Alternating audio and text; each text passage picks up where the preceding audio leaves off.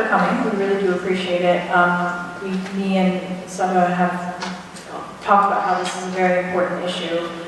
We know that the age and the time that we're in, we really have to be very proactive as parents. We have to really be in touch with our children and know what's going on. And so the mother-daughter relationship in particular is a very interesting one.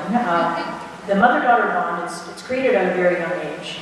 When your daughter's 4 or 5 years old, you are just magic. You are Superwoman, and they follow you. Want to wear your shoes and want to look like you, want to do everything like you, and that actually stays similar to that way until they're around 11, 12, 13, and then it's like you don't understand anything, you don't know anything, I just don't have anything to do with you. Something shifts around that time frame where it's like you just don't get it. And it kind of stays that way for a little while, and then somewhere around maybe their 20s, sometimes even as far as their 30s, it becomes that they're lucky enough, inshallah, you become best friends. And so it's an interesting relationship. It's got its dynamics and things, and those are some of the things we're going to talk about. That when they hit that point where you're no longer Superwoman, how can we address that better than it has been, where it's like you don't understand, you're this, you're that. So we want to address that, inshallah, in a much better way. A few things, this relationship is very important. The understanding how to manage your mom or how to manage your child, your daughter in particular, and either child really, it helps us understand how we will be in relationships forever. Our familiar relationships are how we understand how to set boundaries between people, how to negotiate differences, how to handle conflict, what to do when you feel misunderstood. All of those different things we learn through our family relationships, and we take that out. The primary complaints that daughters tend to have about their moms are that their moms, parent them too much. They're overly critical and they're very demanding of them. And a lot of primary complaints from a mom's perspective is that their daughters just don't listen to them, they make bad choices, they don't have time for them, they don't like to spend time with them. So, we're going to talk about a few of these issues today. So I'll let Saba get started with, basically today we want to be very practical. We want to address what's currently happening in our communities, in our relationships between mother and daughter. We want to be very clear about how, again, very practical, like this is currently what's happening, this is a scenario, how would we want to handle it?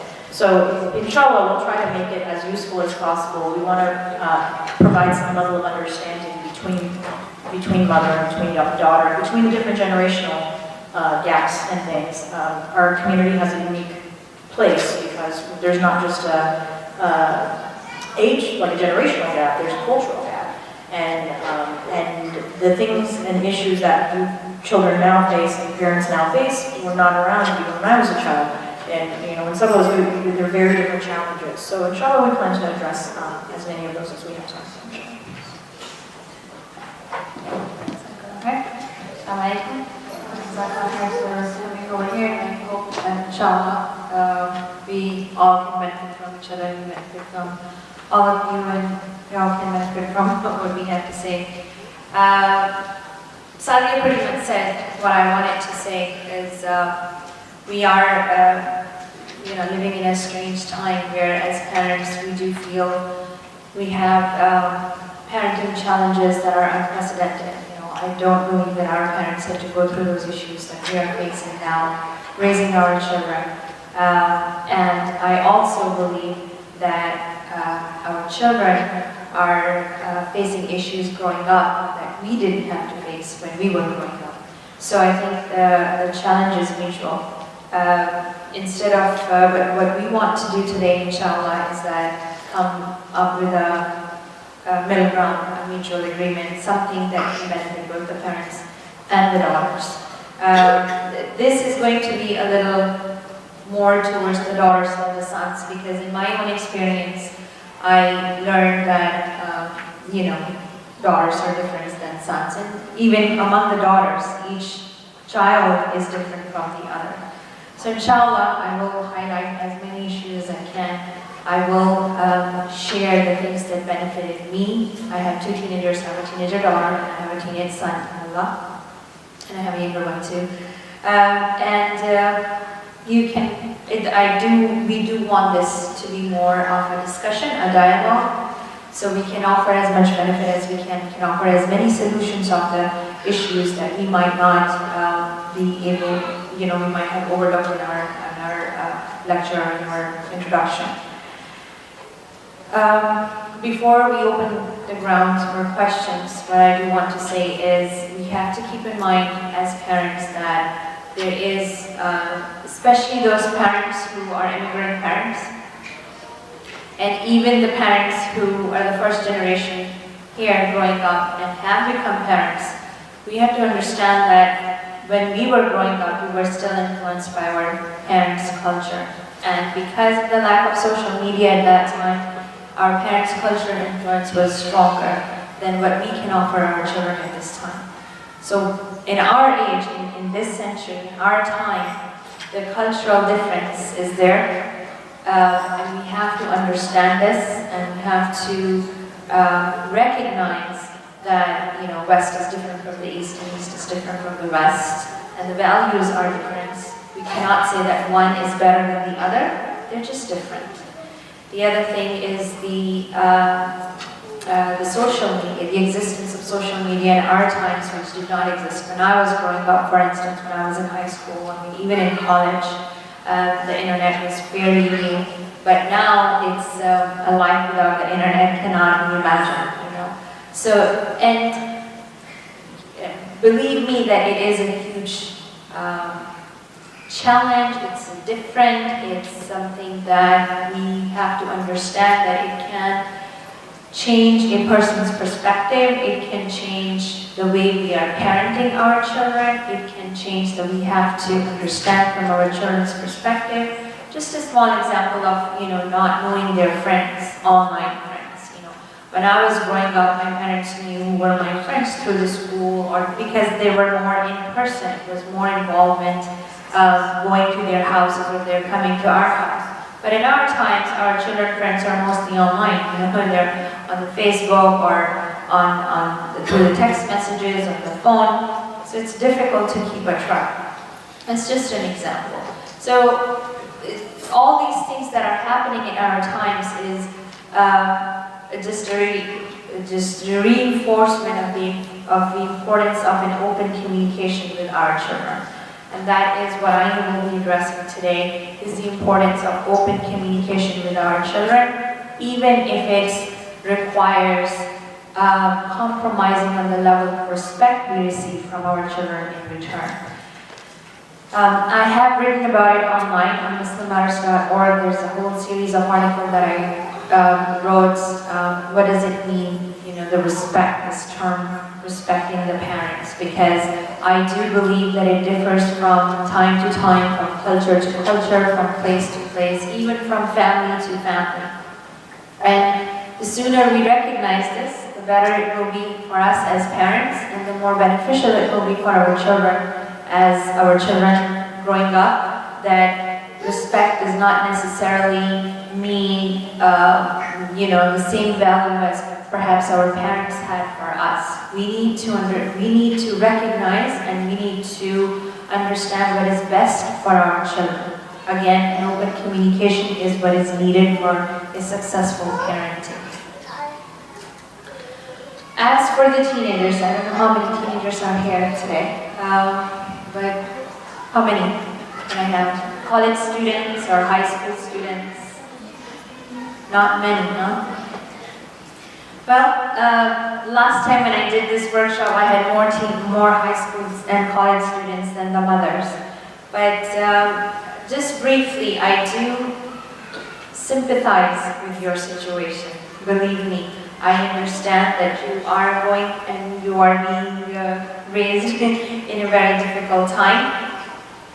And not even if we overlook the cultural differences or the generation differences you might have with your parents, even within the same culture, within the same time, just the fact that there is so much going on in high school and there's so much going on in college, it can really be quite challenging for you to come up with an understanding, or to recognize the challenges your parents are facing raising you in this time. There's a lot of, for instance, for the college students, there's a lot of emphasis on feminism, for instance, you know, being a feminist, knowing your female rights, and some of them are Islamic, you know, what our religion promotes, and then there are some that are not Islamic.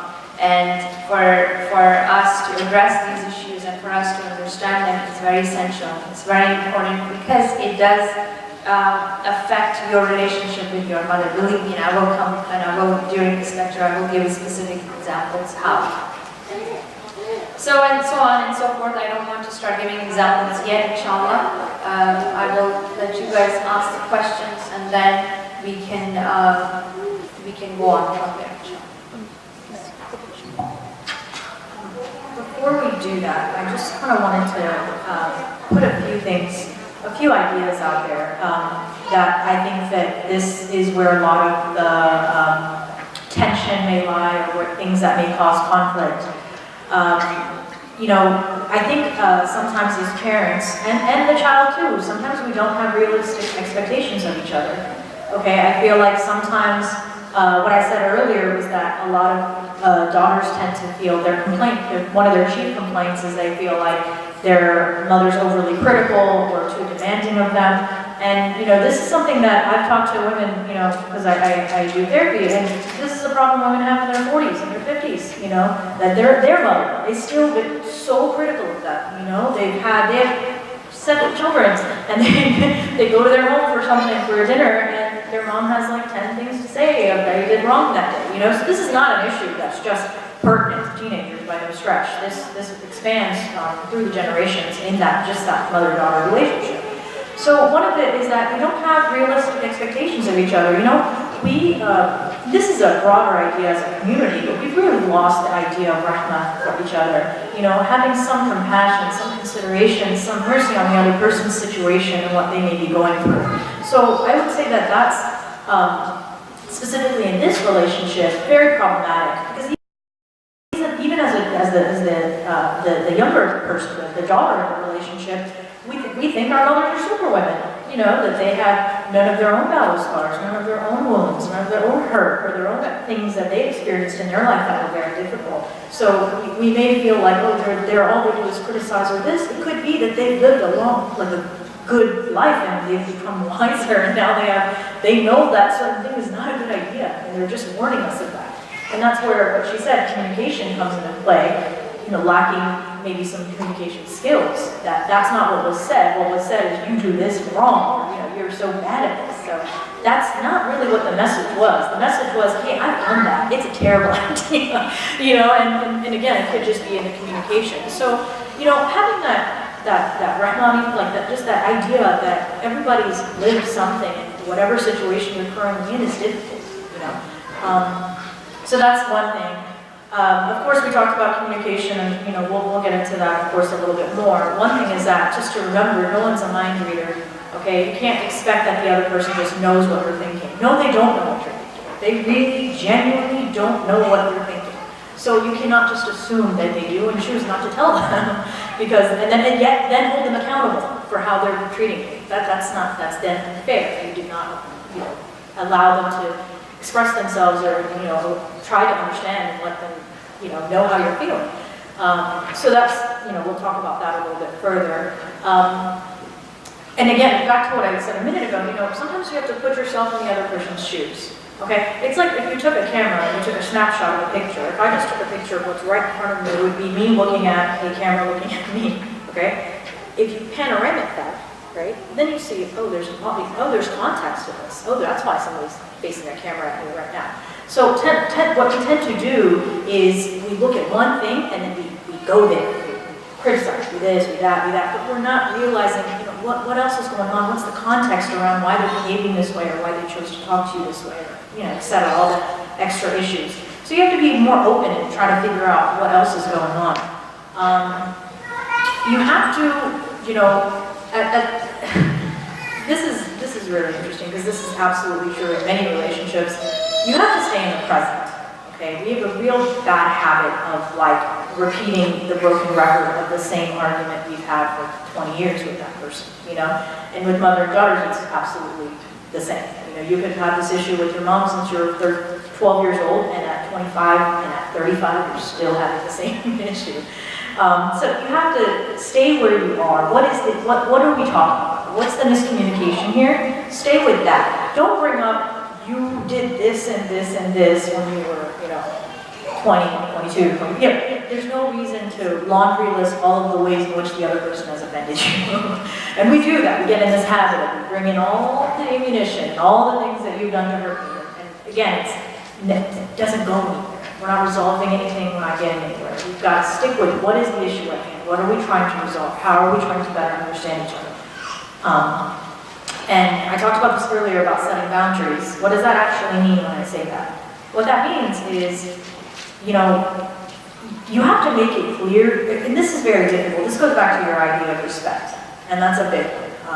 And you know, I want her to talk more about it because I appreciate the way she frames it. But the idea that if you know what you're saying is thoroughly hurting the other person, maybe you shouldn't say that anymore.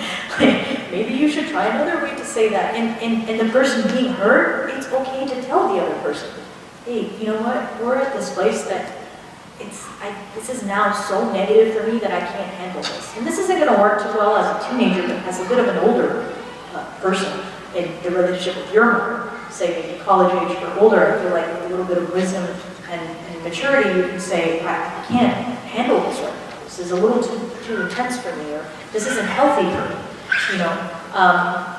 And so, but again, that could be looked at as utter disrespect from a parent, you know, and we have to be careful about it. We have to be realistic about, is that even possible in this relationship? Do we have enough openness to even share something like that? My feelings about it. Are our feelings even allowed to be shared? Or are we just talking about an issue? And another thing is about boundaries is that, you know, we tend to bring a third party in. You know, if I'm trying to explain something to my daughter and it's not going through, what do? I solicit my mom. I solicit my sister. I'll bring whoever needs to get into the picture, put the point across. It's like, that's not a good idea. The issue is between me and her, and I need to sit and try to address it the best I can. We have a habit of grabbing a third person and making a, you know, like a team effort, and that gets really messy, especially in families if you bring in another sibling, you know. Oh, tell your sister, teach your sister this. It's like, you just now put that other child in a really awkward position because the sibling relationship is very important as well. And now you just said, oh, teach them something. It just gets it's not good. It's really best to try to resolve the issue just directly with the child you're having the issue with. And again, it'll go back to communication, the respect. What are you willing to compromise on? What are you willing to be more open about? So those are some of the things I definitely wanted to mention. One thing that is very important that can't be sort of understated is when she mentioned about the friends situation. Just one simple example that in the past, in my generation, my parents knew friends because they had to see them, okay? The other issue that comes with that is the accessibility, okay? When I left school and I was in my parents' home, my parents, unless I was on the phone with someone, there was no other outside influence I had at that time. They knew where my outside influences were, okay? At this point, our peer group, it's 24/7. I have a 24/7, people my age, no wiser than me, no smarter than me, no in better positions and more experienced than I am, constantly as my, constant source of communication, okay, and access and influence. My sphere of influence has now become my peer group at all times. That's so different than what we had. For a stretch of time in the evenings, it was the family unit. The family is who you get your stuff from, okay? Be it your parents, your siblings, a couple of neighbor friends, sure, maybe, if you played outside. That was it. Now, anyone can be your source of influence as a child. Anyone, okay? That is completely different than the circumstances my parents were in, right? And yes, they absolutely had their own challenges than what I'm facing with my own kids.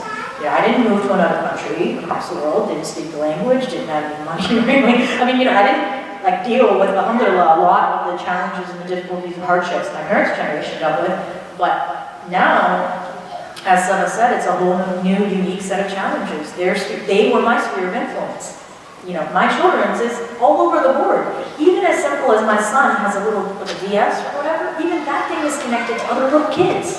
It's like, wow, you're playing with other little kids on your little thing that I didn't know other little kids could access this little thing, So, I grew up, like, I know these things, and I still wasn't even aware of that, And so you always have to stay on top of it and know who and what is accessing your child's brain.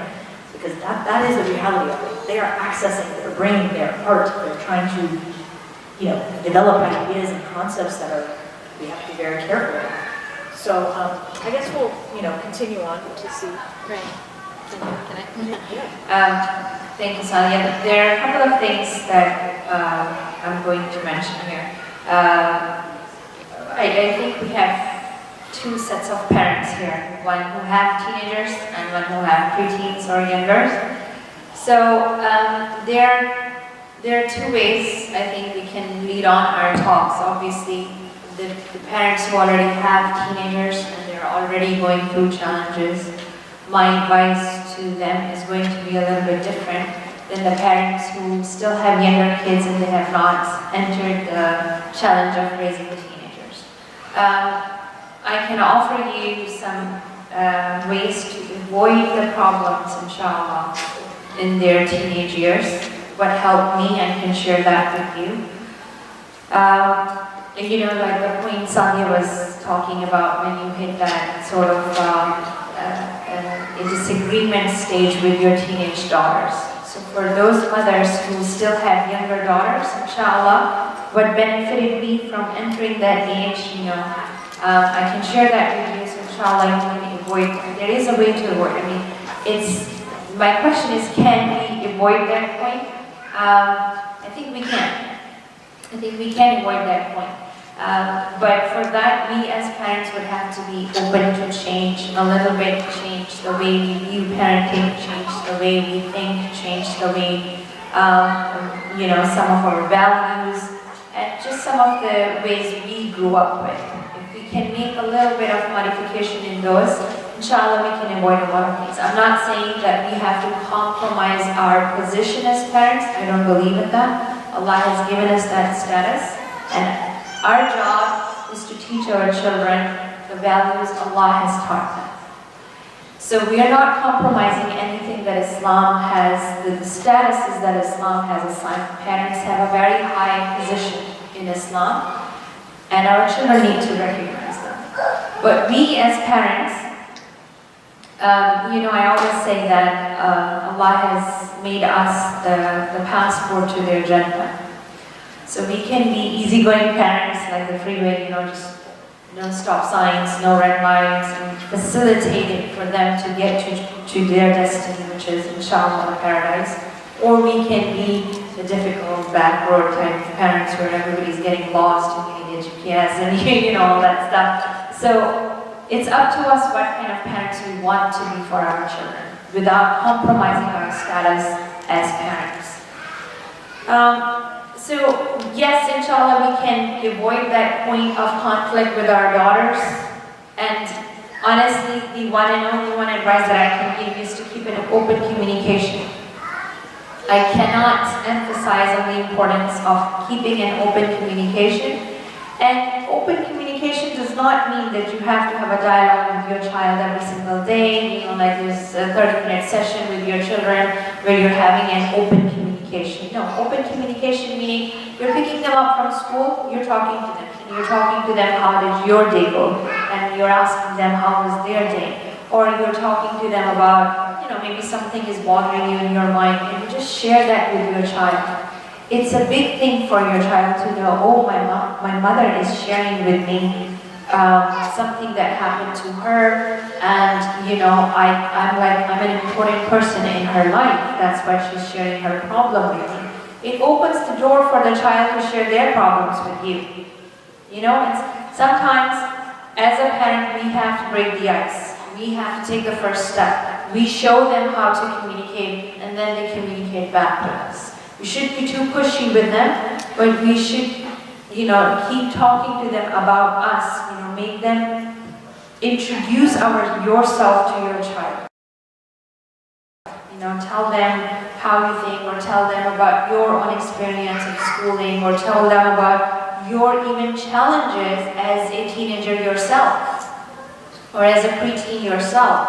So they see you as a human being. They see you as someone who went through similar things that they are going through now. And this is just a way of opening them up, breaking their ice, and getting them to talk to you. So, as Sadia said, nobody's a mind reader. We are not mind readers as parents, although I think Allah has blessed us with some sort of a motherly instinct. I do believe in it. And I do believe that it exists. And I do advise mothers to trust your motherly instinct. And make dua. If you have a feeling that something is going on with your child, don't ignore that feeling. Make dua to Allah that if there is a problem, that He opens up the way for you to find out what is happening and for you to be able to resolve their issue. So, one of the things, again, as a mother that helped me is we sort of touched on social media. Social media is not all evil, as I say. It has a lot of benefits if we use it for our benefit. We can use that to open communication with our children. Sometimes they don't want to talk face to face. So use the text message. Just ask them, I felt like something happened. I noticed something like this. I'm here if you want to talk. Or like an email or something like that. One of the things that my daughter suggested, a few years ago, is that there are topics she was not comfortable talking to me directly face to face. So she said, okay, we will have a notebook in the house where I will write a question and you can write the answer. Or if I'm not liking something that you're doing, if you're being too pushy or if you're being too demanding, I will write it down there so that you know what's going through my mind. I think we barely ever used that because we ended up communicating more, but the idea was there. The fact that she came up and she said this to me gave me confidence that, whatever I'm doing of communication, it's working because, alhamdulillah, she's trying to talk to me. She's trying to express herself or her feelings to me. And again, another thing that Sadia mentioned, living in the past, that's very important.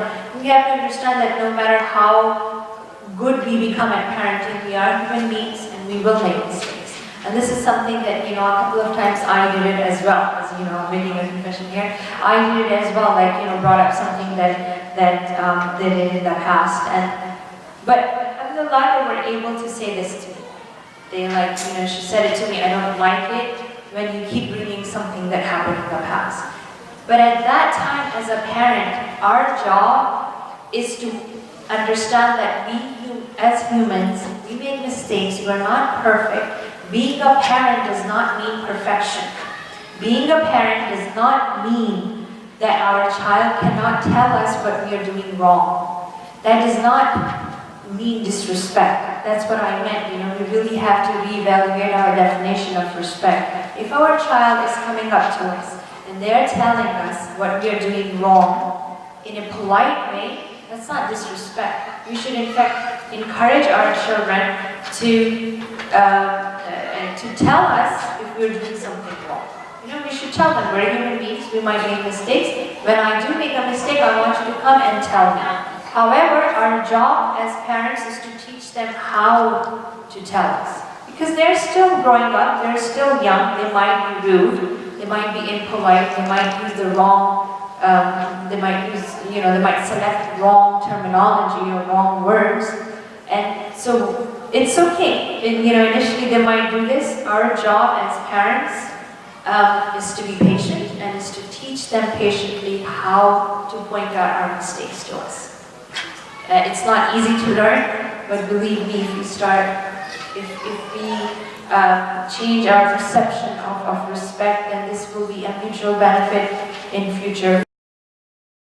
What I have to say is that we have to be ready to change. Another thing that, one thing that I learned is, and inshallah after that we can have question and answers, is, again, as I said, this cultural difference and the unreasonable expectations. Sometimes we keep applying the same rules our parents had for us on our children. The way we used to talk to them, the way we used to, look at them, or, the things that we used to say to them. Our children are growing up in a different time, in a different environment. Our job as parents is to be aware of our surroundings and their surroundings. We need to observe how other children are talking to their parents. What is the norm in their society? What is the norm in their schools? Sometimes we get offended at something and, we probably start getting upset. But this happens with me as well. And when I ask my children, they're completely clueless. It's like, but we didn't mean to disrespect you. Like, how did I disrespect you? And at that time, for me, is to realize that, okay, they did not mean to disrespect. This is probably the way they're observing everybody else to talk. Everyone else is talking like this around them, or probably this is how the norm is becoming around them. So as parents, yes, we do keep teaching them the politeness and, the right selection of words, but we also have to understand that our children growing up, not only even in the West, even in the East, they have a lot, if we are trying to raise them as good Muslim kids, they have a lot more restrictions than other kids. Naturally, there are a lot of no's for them. There are more no's for them than more yes for them. So again, be understanding, be lenient, be merciful, know that, okay, they already have to give up so many things, so maybe we can reduce our demands as parents. We can facilitate the path to Jannah for them. And the more we do this, inshallah, and then again with this open communication, again, I am going to probably say this 100 more times before we end this. If there is something bothering you about your child, instead of, as Sadia said, grabbing other people and talking to them about it, talk to your child.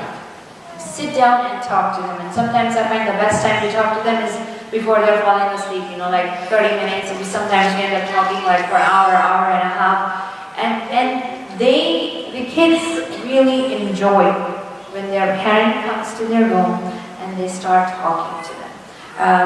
If we establish this before they hit the age of teens, it continues throughout. But if they have already hit the teenage, age and the communication has not been established, it's going to be a little tricky now. But inshallah, it is possible. But if they have not hit the age of, their teenage years, please do establish this communication with them.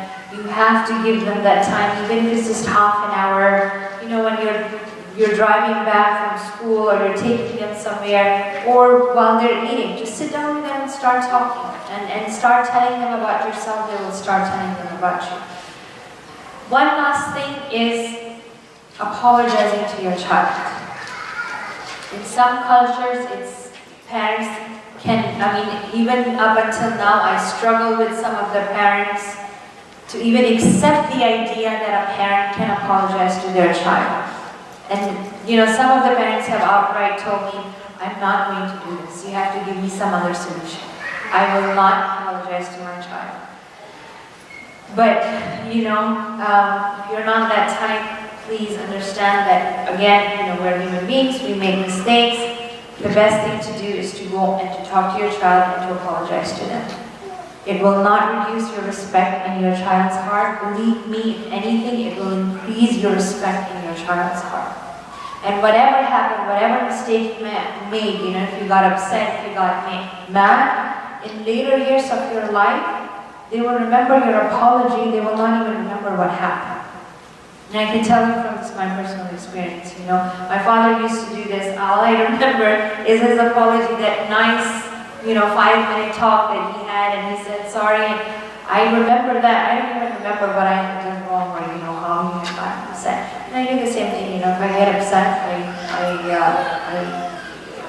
if something happened between us, I would, you take your time and you calm down, 2 hours, 3 hours, whatever, or even at the end of the day, just make sure that whatever happened, whatever thing, the disagreement happened, that you communicate that, you bring it up, you just don't leave it that, it will pass by or people will forget. No, don't leave that, because nobody forgets. It will just keeps piling up and keeps piling up, and then it will explode at some point. The best thing is to bring up that issue, to say I'm sorry, whatever happened, and just talk about how we can avoid that problem next time. Sure.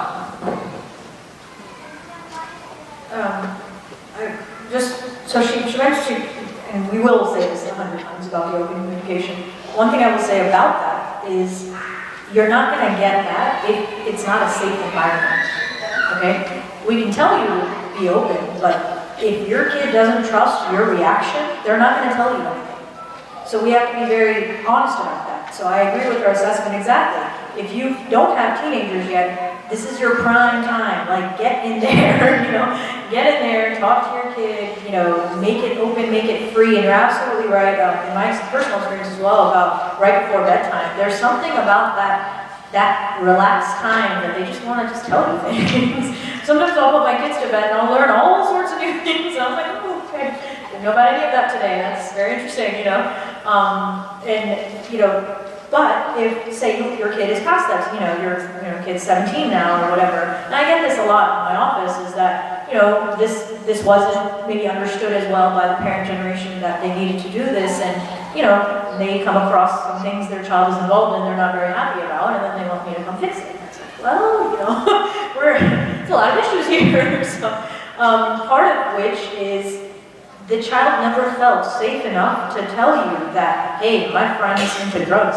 I don't know what to do about it. I don't like it. I don't particularly do it myself, but I don't want to shun them and leave them forever. And, it's such a difficult, complicated thing for them, and that's one tiny example. There's 100 of those examples where they find themselves in a sticky situation and they really could use parental guidance. That's exactly what they could really benefit from at that point.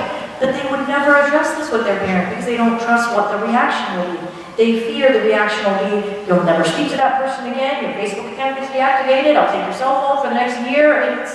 Our reactions are as parents are so extreme, and that's not necessary. It's not to say you shouldn't react. Absolutely, if your child did something wrong, they should learn that from their mistakes. They should understand what the consequences were of that. There's no problem with that. But our reactions tend to be so overreactive that a kid they're too afraid, they're not sure what you're going to say, So part of this open communication, the key, and it goes both ways, by the way, basically you have to make it to where your kid feels that you are human, and that you may make mistakes, which is where the forgiveness aspect comes in.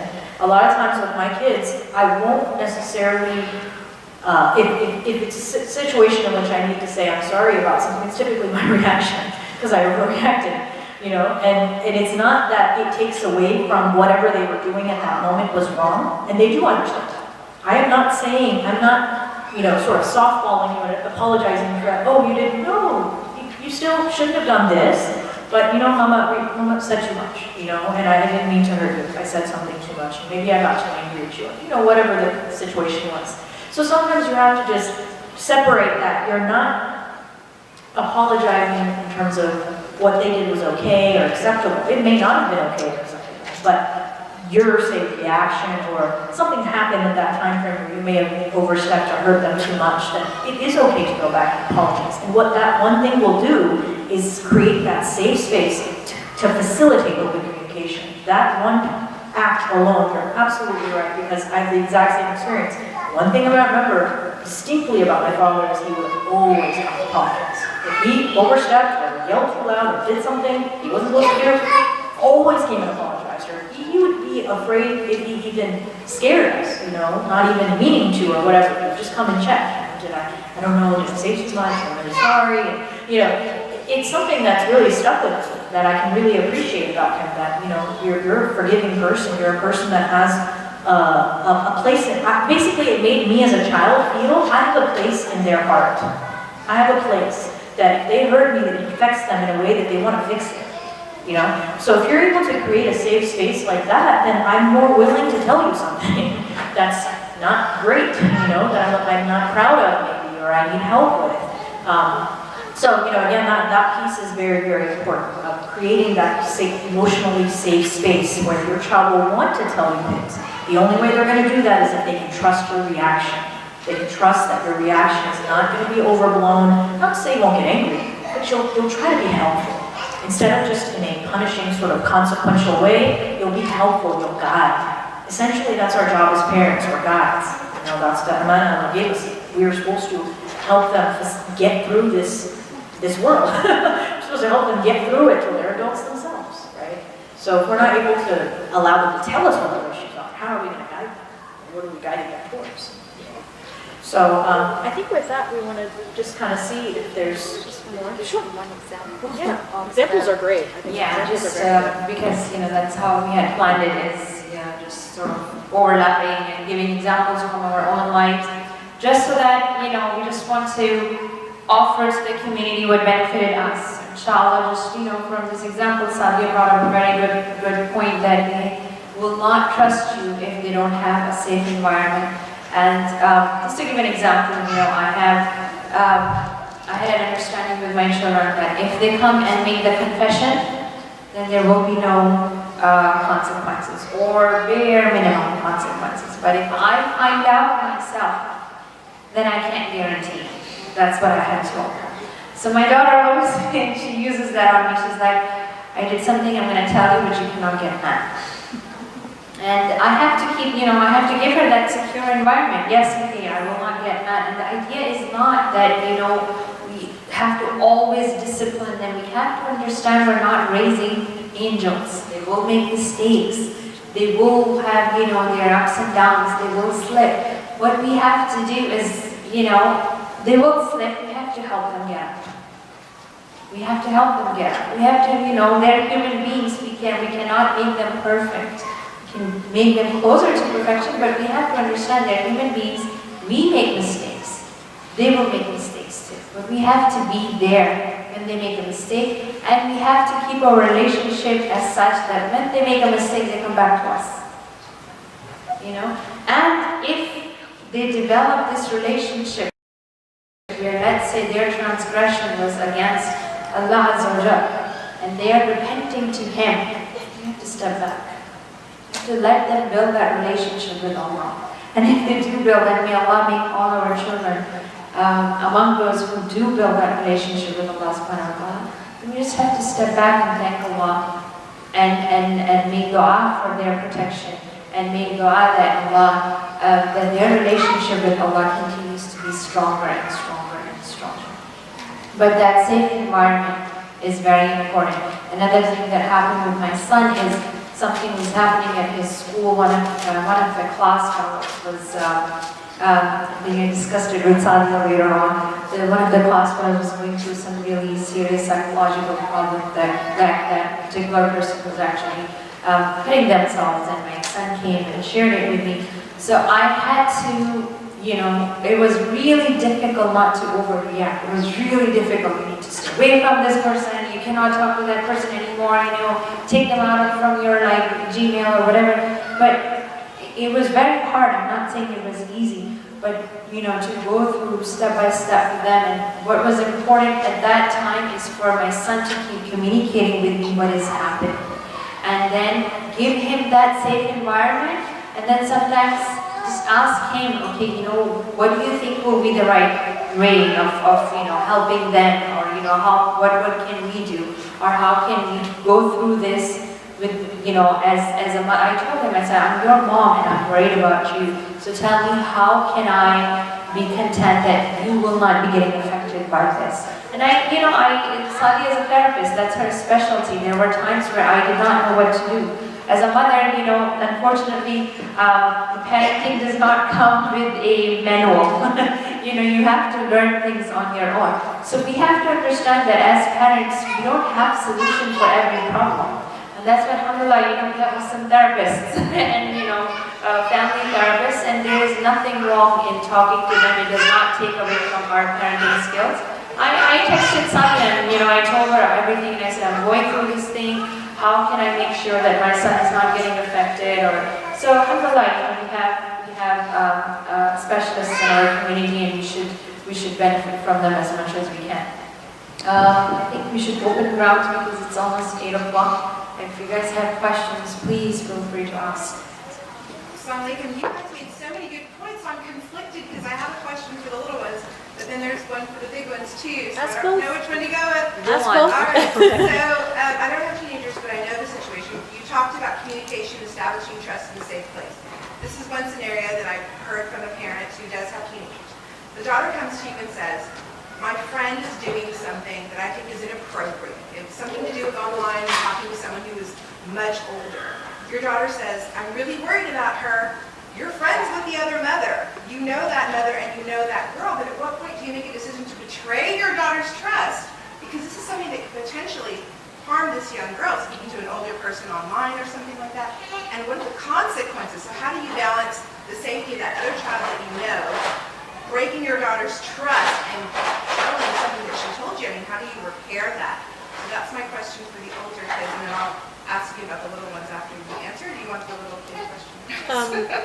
That's a great scenario, and that happens all the time. That's the thing about social media, right? So you asked it because the kid found out. There's parents on Facebook, by the way. They'll say things about their friends' kids that are like, oh, that's a shady picture, and so they're very uncomfortable now, and they don't know what to do with that. They're like, do I just go tell my friend that has their daughter that has maybe saying wearing something that's not appropriate? There's a lot of tricks to this. There's a lot of gray areas in this, right? In that scenario, and I'd love to hear your thoughts on it, because I think you can handle it a variety of ways depending on there's a lot of dependence, basically. If your child told you that, and you went back to, sorry? And the child said, you cannot tell her mother. I think she'll what, know it's me. And right. I think what you have to do is there's two ways you can do this, okay? You either go back to your kid and you say, listen, I've got to tell you about the risks. I've got to tell you about the dangers here, okay? So these are the potential risks. We're at an age and a time where we can be fairly blunt with our children, especially older teenagers. You can just sort of put all your fears out there and be as clear as you need to be. Because trust me, they already know. So you're not telling them anything new, you're not telling them anything they don't know or is inappropriate for them. They unfortunately already are exposed to everything. So at some point you have to be honest with that kid that told you and say, listen, this is what I'm afraid of for your friend. This could happen. That puts me in a really tricky position because I don't want your friend to be harmed, And on one hand, you could sit on it for a day or two and see if your daughter will go to the friend and try to influence and try to get that to work out. That may not happen. It depends again on the time and how risky is the situation. Will that daughter get up and leave? Which has happened. Things happen. So, Allah will save us from that. But things like that happen. So, say you have some time. This isn't a situation where the person just going to leave. You could allow your daughter that space, a couple of days to see them, and just say, listen, I'm getting way too concerned. How about if I told the mother, don't tell your daughter, don't say anything, just check on her. Please go, just get in there and start to check on her and be more active in what's going on with her. That could be one approach. Tell your daughter, I will do everything in my power to make sure that it doesn't get out that you said something. Okay? And you can try that as best you can. Promise anything, I will do my best, But I'm doing it solely for your friend's safety, solely for your friends. And you have to convince your kid that that's what we are. We are at this dangerous, risky place, And most kids, as much as at first they'll have like kind of a freak out moment and you're going to ruin my friendship and you're going to do this and that, if you really get in there and explain how dangerous this is for their friend, they're pretty reasonable. They're pretty logical. They may not like to admit it to you. Somewhere in there, they know that's what needs to happen. That's partly why they came to you. Okay? That is partly why they came to you. They're worried about their friend. And that's what you're saying. I'm worried like you. I'm worried just like you are. I don't want you to lose your friend. I don't want to, that's one way you can kind of go there, where you say, well, I'll talk to the mother, but I'll do what I can and whatever. And you have to trust your friend. Your friend has to understand. You put your relationship sort of on the line here to help their child out, Sometimes I've seen something like this happen and it backfires terribly. Terribly, which is why I sound so tentative in my answer, which is also why I want to know your answer. Because I'm like, I hate to put something out there and say, this is how you handle this. It really just depends. I've seen a situation similar to that, where the friend and that whole family just shunned the other family, cut them off, you're a terrible human being, how can you say that about my daughter? It's a very, very bad situation. It just got very, very ugly. So I feel that's really bizarre on that parent's part, because to me it's like someone's not trying to talk about your daughter, they're not trying to spread rumors, they're directly approaching and saying, I'm concerned, I'm just worried, there's this thing I saw, I don't know, maybe, you know. It depends on what you're going to get. And so that's why I said it's the relationships. How are all the relationships fitting and, you know, all of that. But, I mean, that's what I would say for it. It's nothing like you said everything that I wanted to say, but I can tell you from my personal experience, because it has happened to me. I have 2 teenagers, and even the little one, you know, sometimes she comes and tells me something about, she's 8, and she's like, cannot tell anybody, and, you know, cannot tell her mom. I'm going to be a little selfish over here. In this scenario, really, the most important thing is your trust with your child. Under no circumstances will I break that trust. You know, because Allah has made me firstly the guardian of my child. You know, I have to protect, you know, that trust, that communication with my child. So I will never go behind my child's back, and I've never done that. She's the witness right there. That if they have ever come up to me and said, I cannot tell this to anyone, you know, especially about their friend, their family, or anybody, I would not go behind their back and tell, you know, the mother. What I would do is, as Sandhya said, is you have to handle this patiently. You have to keep trying to convince your child first that they will allow you to go and tell them. It's the same scenario with my son, what happened with the classmate cutting themselves. I had to wait almost 2 months before he finally, you know, agreed. And even that, I had to work it out with him how I'm going to go about, you know, and how this is going to work. And the school kept putting pressure on me that, you know, I need to tell them what is happening, whatever, because they had an idea. And I told them, I said, I have made a promise with my son, and under no circumstances I'm going to break that promise. But as Sandhya said, you know, our kids, alhamdulillah, they are very reasonable. And believe me, you know, this parent-child relationship is a very special relationship. It has a blessing from Allah. We have to believe in this.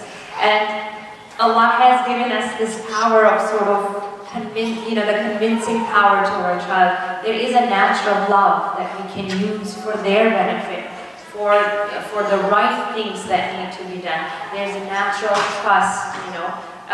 With our love and with our wisdom and with our patience, we can continue to build that trust stronger.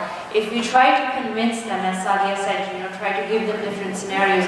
What if it was happening, you know, what if your friend ends up getting in a bigger harm?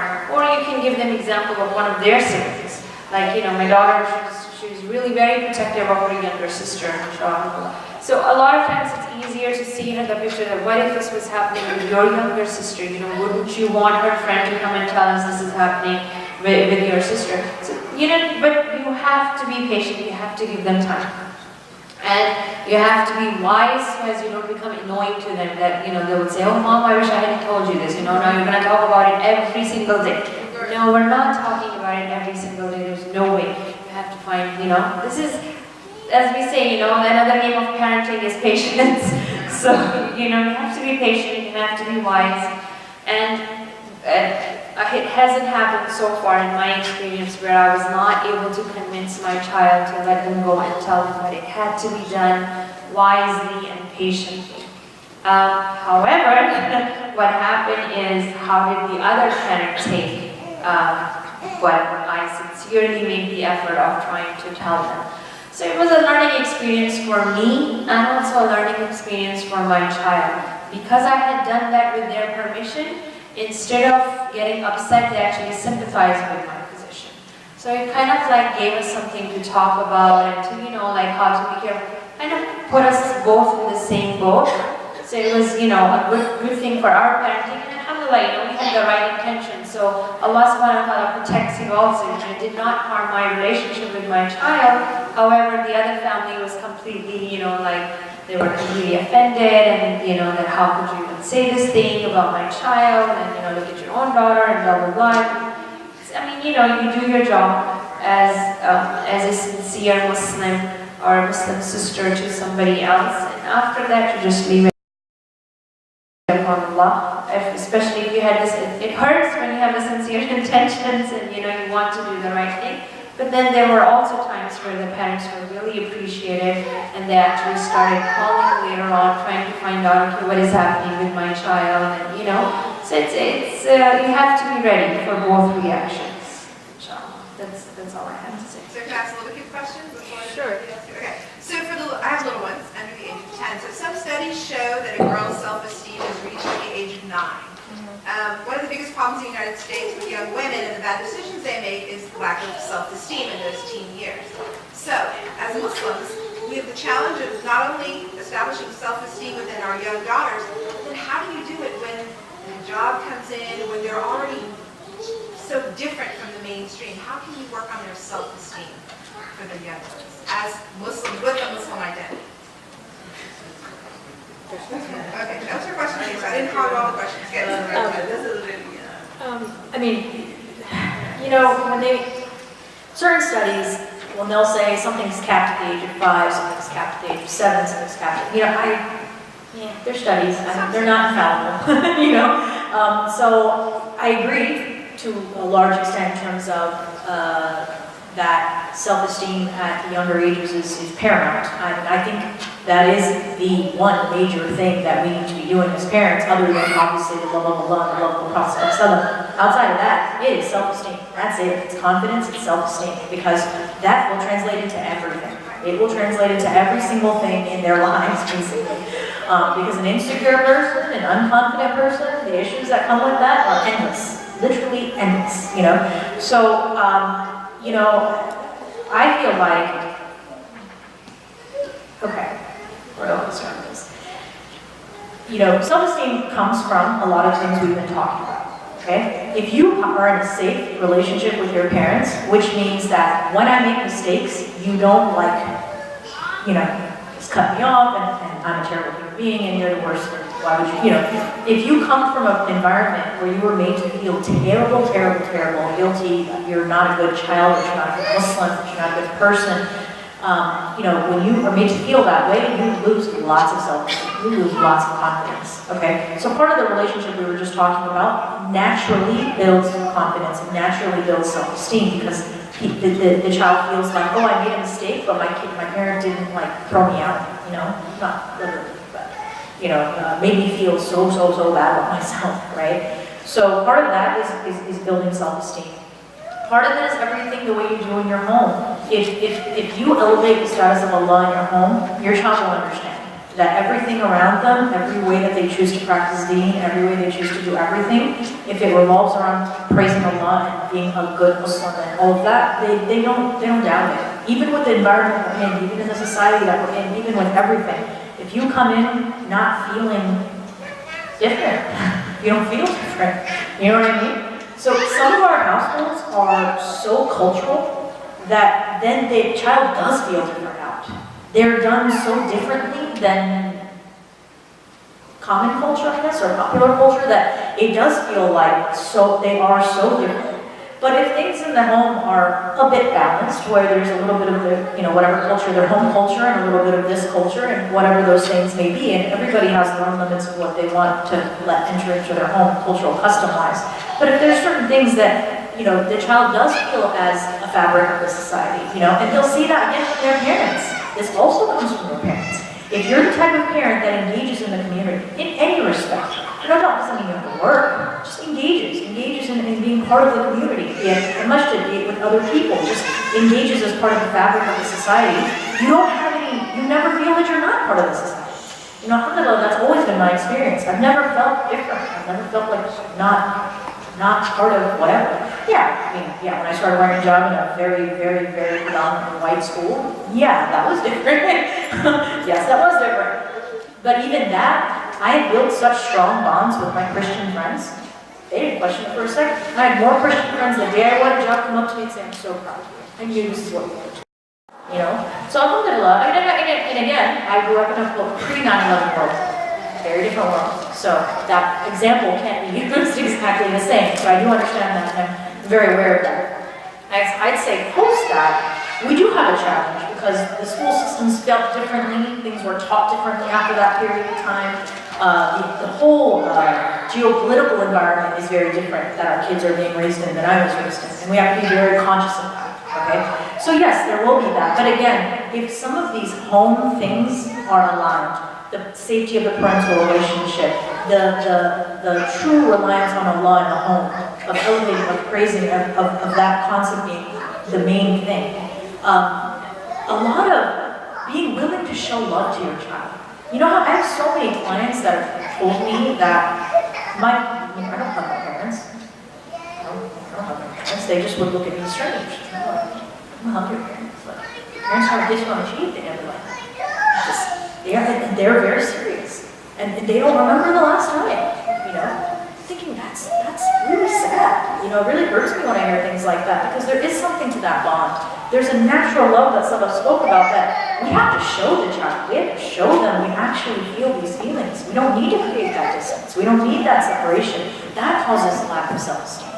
Not feeling loved, not feeling accepted, not feeling wanted by your parent. If you don't feel that, you will not have self-esteem, you good self-esteem. You will have very, very low self-esteem.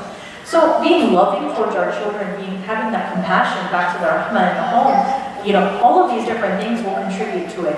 Making Islam not feel so different. It's as what you said earlier, a lot of times we're the ones that have to say no a lot. Maybe you don't say no a lot. Not to say they can do that thing, but you talk about it in a different way where it doesn't feel like you just said no. You know, maybe we dance around it a little bit and we get around the issue, but we eventually get them to see why that's a bad idea. We didn't just walk up and say no to them. It's all how you communicate it to them, right? And get them to be like, oh yeah, that was a bad idea. Yeah, and they may come to that conclusion themselves, right? So to me, it's all of those things. There's no simple answer to what you just asked. It's 25 things, essentially, but I'll let you add. Yeah, I'm actually glad you asked that question because it covers at least 3 of the things that I wanted to include today. And the previous workshop list that I did in Delaware, these questions came up and we had to address them. And these are commonly asked questions by the teenagers and the college students, and the primary reasons why they feel lack of self-esteem. So what Sadia said, in addition to that, I'm just going to give those 3 specific examples, okay? The concept of hijab, for instance. Now, it takes away from a girl's self-esteem. There is something before the age of hijab, and that is their link to Allah subhanahu wa ta'ala. That is their relationship with their religion. For all the right reasons and with all the right ways. Not because I said so, not because I'm your mom and I'm telling you to do so, and not because that's the way it is and that's the way we have to do it. Not because we are Muslims and we have to do these. I'm sorry, but these are all wrong answers, especially when the children are still younger and they haven't hit that age. We have to give them this confidence of answers. Why is this happening? There's nothing wrong in asking why. And a 5-year-old will ask why. And our job, the last answer you want to give them is because that's the way it is. Or because I said so. Please, please, please avoid these answers if you have younger kids. Give them the reason. Let them see, the benefit of it. But before you let them see the benefit of hijab, let them build a relationship with Allah subhanahu wa ta'ala. It's still Allah's love and just love and His love and the desire of getting to Jannah. Once this is established, once this is in the foundation, it will not stop them from asking questions. I mean, we have questions. We're older, I have 3 kids and I still have questions. But the foundation is there. Okay, there's love of Allah, there is trust in Allah, there is this belief that Allah is the most just. So whatever He's asking us to do is in His infinite justice. He's not going to be unjust to us, especially as females. And then, you know, I said this last night also, and I'm saying this again.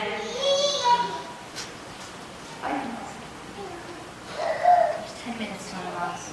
Okay. Can we continue this after Maghrib? Do you guys have time, or do we need to conclude this? No. Okay. This is okay. I'll try to say this as fast as I can. Especially as female Muslims, you know, the life is not as easy, and it does affect self-esteem. It does affect their confidence as Muslim women, and this is one of the weakest area that the Orientalists find, you know, so easy to attack Islam is through the female role in Islam. And since I'm very outspoken about that and very passionate about that topic, this is, you know, something my specialty is. First of all, is build their relationship and their trust in Allah. Okay? Make them see that hijab is not for men. You know those ridiculous Facebook memes that the perfect burger, which is perfectly covered, is the woman who wears the proper hijab and she's covered, and the kind of like broken burger, which does not even look as attractive, is the woman who does not cover. I mean, a'udhu billah, what are we trying to do? We're trying to compare women to some objects, to a hamburger, okay? Or that story where the girl comes and she asks, why do I have to wear hijab? And the father gives this example of the wrapped candy and the unwrapped candy, that if it's a wrapped candy, then would like to have that, or an unwrapped candy? And then his answer is like, if you're wearing hijab, then a good guy will like to marry you, and if you're not wearing hijab, then a good guy will not like to marry you. Now what kind of concept are we instilling in our daughters' minds? That our life just revolves around men? Is that's why we have to obey Allah to please men? No, there is a relationship before even the men come. We have a direct relationship with Allah subhanahu wa ta'ala. That is why we are wearing hijab, not for men. It has nothing to do with men. Yes, if they're there, we have to wear it, but the reason we have to wear it is because Allah asked us to wear it. It is to please Allah. It is to obey Allah. If we do believe in Allah as our creator, then He as our creator has asked us to wear hijab. We need to make this direct connection of our daughters with Allah and the hijab. Then it will not take away from their self-esteem. Believe me, it will make them 100 times more confident on their hijab. They will walk with confidence. They will talk with confidence. They will look in other people's eyes and they will explain why I'm wearing hijab instead of shying away from that answer. And we as mothers really have to give them that confidence. That they're not inferior even by a fraction in our religion compared to the boys. The second thing, I will try to finish it in 5 minutes. The second thing is we take away from our girls' confidence is by setting up double standards for boys and girls. We are the one who take away that self-esteem from them. We are the one who cause, that doubt in their minds about our faith, our religion. This is cultural. The boys can come home at midnight, but the girls have to be home by 9. The boys can go to the mall with their friends, but the girls have to go with their parents. Who set these double standards? Allah subhanahu wa ta'ala never said anywhere in the Quran or the Prophet ﷺ, anywhere in the Hadith, that the girls have different standards and the boys have different standards.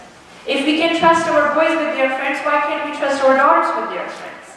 I don't have these double standards for my kids. If something, I remember once my son, he left the house without telling me. I live in the Middle East, and the mall is literally like 2-minute walking distance. And sometimes my kids go, but they still have to ask me before they go. My son once left, a couple months ago. And then when he came home, I said, you left without telling me. He said, I thought that move was for Abi, for his sister, because she's a girl. My jaw just dropped. I said, where did you get that from? So even if as a parent you're not setting double standards, they will be, because our society unfortunately is like that, especially the Middle Eastern and the Eastern, the Pakistan, India, Middle Eastern society is very, very hypocritical when it comes to girls versus boys. So he is observing it. I have to keep fighting it back at home and keep reinforcing this, that no, if there's a rule for your sister, it's the same rule for you.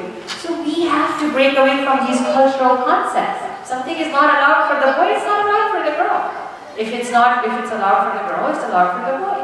It's simple as that. But there are no double standards. So we have to make sure that there are no double standards. The other thing is, we try to keep giving this sort of a concept to our daughters, intentionally or unintentionally, is that, you know, how important it is for them to find the right suitor for marriage. You know, consciously or unconsciously, we do talk about this, or maybe they hear it outside, or maybe they hear us talk about it, is that, you know, if you do such and such, you might not find a good husband. Or if, you know, to find a good man, you have to do these things. It's like we're sort of shifting their standard that for them to be complete or for them to be successful, they have to be happily married. I'm all pro-marriage, believe me, I'm not against marriage. And I do believe that, you know, marriage is fulfilling half of our faith, but that does not complete a person. That does not complete a person.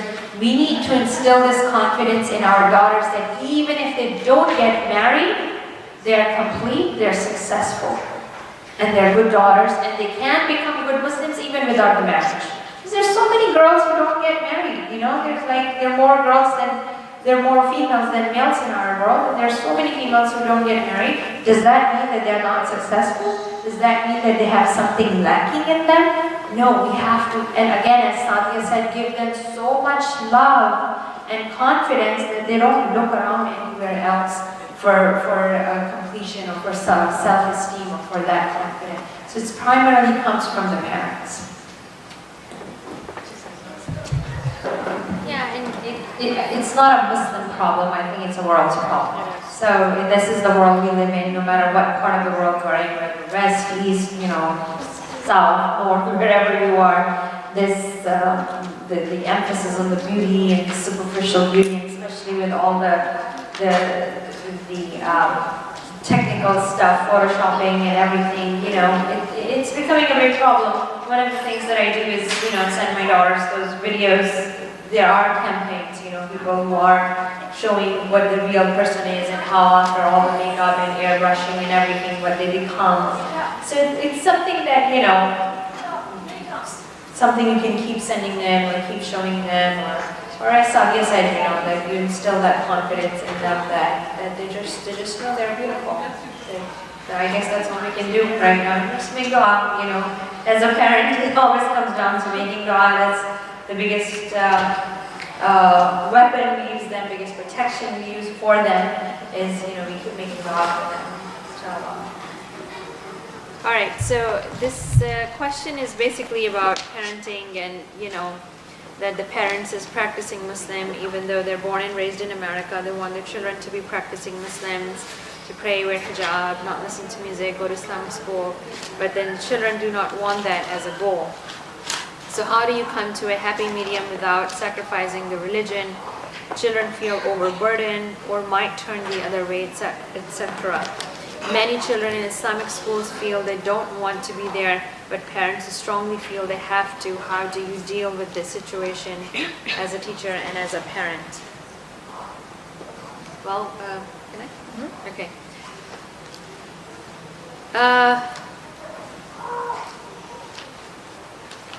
So, if from the beginning, I guess I will have to sort of extend the answer. It goes back to from the very beginning of raising the children as they're growing up, 2 years, 3 years, 4 years, 5 years. First 5 years are very, very, very important years of a child's life. They cannot be the importance of talking to them about their religion, instilling the love of their faith cannot ever be overstated. We think that, you know, they can just watch cartoons or watch TV and, you know, just be in the daycare or hang out with their friends. That is the time when we're building their foundation. So the time of instilling the importance of following their faith starts at this age, you know. Never underestimate the power of this age of what is happening. As I say, up to 10 years old, basically their minds are impressionable. You know, you have like, you know, when you're building a sculpture, it's still wet and you can leave marks and everything. This is how their brain is at that time. Anything that the parent says at that time is basically written on stone. So that's the time up to 10, and even especially under 5, it's when we are just giving them the love of their faith. reading them stories of Jannah, talking to them about Allah Azza wa Jal. And really, at that time, disciplining the children on petty issues, on smaller things, or just keep telling them you have to listen to your parents, you have to respect your parents. I'm not underestimating the importance of that, but at that time, really, if they start loving Allah Azza wa Jal, if they understand the importance of obeying Allah subhanahu wa ta'ala as their creator, the respect and the obedience of the parents will automatically come. Because after Allah subhanahu wa ta'ala, the first human beings that Allah asks them to respect and to obey is the parents. So if they love Allah subhanahu wa ta'ala, if they want to obey Allah subhanahu wa ta'ala, they will automatically obey us. So we don't even have to emphasize on this. Just talk to them about Allah, read them the stories of the Sahaba, inspire them. They are to be inspired at that age. If we use this first 10 years of their life wisely and the right way, inshallah, we will see the fruits of it later on in their lives. And sometimes, it requires sacrifice on parents' part. You have to give them time. You have to give them time. You have to talk to them. You have to spend time with them. You have to read them stories. You have to read the Quran with them, with them. That, one of the things that, one of the very important things is a lot of parents do with the first 10 years or first 7 years of their lives is just the mere recitation of the Quran. Just recite the Quran, finish the, the Nabara, and, have this Khatam party and whatever. Really, it's an alien language for them. They don't understand a thing what is being said in the Quran. You want to link their heart to their faith, use the book of Allah subhanahu wa ta'ala. Sit down with them just for like 10, 15 minutes. The goal is not to finish reading the Quran cover to cover. This was never even a part of our faith. I don't even know where it came from. The goal is to understand what's being said in the Quran, even if it's 10 chapters. If they know what it means, if they know what Allah is saying to them, how Allah is talking to them in the Quran, then it's better than reading cover to cover without knowing what's being said inside the Quran. That's not the goal. It's a very common mistake, especially among Desi parents. It's like finish reading the Quran, and that's not the goal. Really, we need to sit down with them, simple translation of Quran, and talk to them about ayah.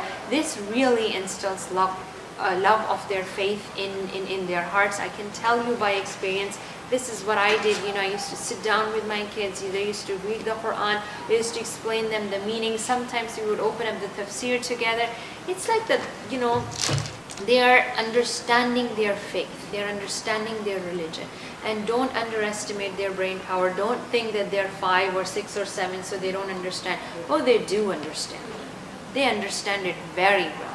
And that's where we're basically brainwashing them, sort of thing. I don't want to use that word, but technically that's when it ends up happening. We're like, once I was listening to this American Association of Pediatrics, they were talking about the importance of reading books to children.